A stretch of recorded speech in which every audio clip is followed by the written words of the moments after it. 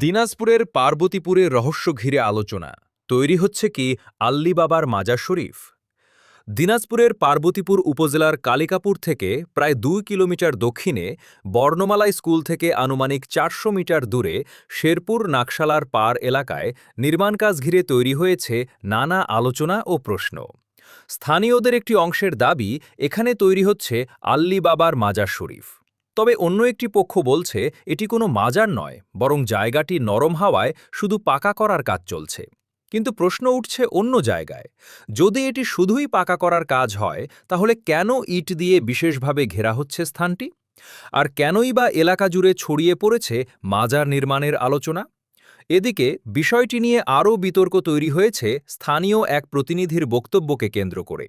তিনি বলেন, আমি যদি তাকে সিজদা করার অছিলা কিছু পাই তাহলে কেন সিজদা করব না? এমন বক্তব্য ঘিরে সামাজিক যোগাযোগ মাধ্যমেও চলছে তুমুল আলোচনা।